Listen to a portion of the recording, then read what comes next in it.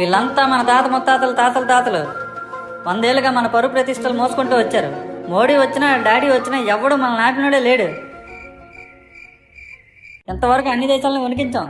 ఇప్పుడు ఇండియా వంతు ఒక్కొక్కటి గులాబ్ జాములు గులకలు ఆడిపోవాలి. నా మాట విని నేను చెప్పించేయండి.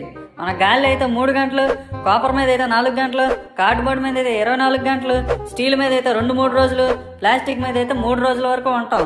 ఎక్కడ ఉన్నాడు అక్కడ ఉండిపోకుండా ఎవడో తగులుకోండి, ఆడెళ్ళి ఇంకోటి తగులుకుంటాడు. అదవుతుందా అన్నా? మన తాత ముత్తాతలను తరిమి కొట్టింది ఆ ఇండియా వాళ్ళే అన్నా. నోర్మయ్, నాకు తెలియదు అనుకుంటున్నావా? మళ్ళీ గుచ్చేలా నువ్వు. మీ అందరినీ 4 టీముల కింద డివైడ్ చేస్తున్నాను. ఒక్కొక్కడు ఒక్కొక్క వైపు వెళ్ళండి. మొత్తం ఇండియాని నలిపియండి. 3 days later. రేయ్, ఇండియాలో కేసులు చెక్ చేయరా.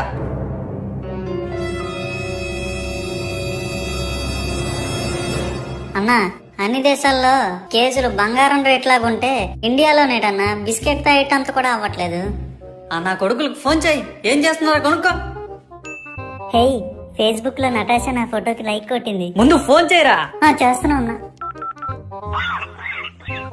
ఫోన్ ఎత్తురా బాబు, రింగ్ టోన్ ఎనలేకపోతున్నా. హలో, ఏం పిక్తున్నావురా? 3 రోజులు అవుతుందన్నా. ఇదే గేట్ పట్టుకుని ఉన్నానన్నా. ఒక్కడు కూడా బయటకు వచ్చి గేట్ ముట్టుకోవట్లేదన్నా. ఇంటి నుంచి కదలట్లేదన్నా.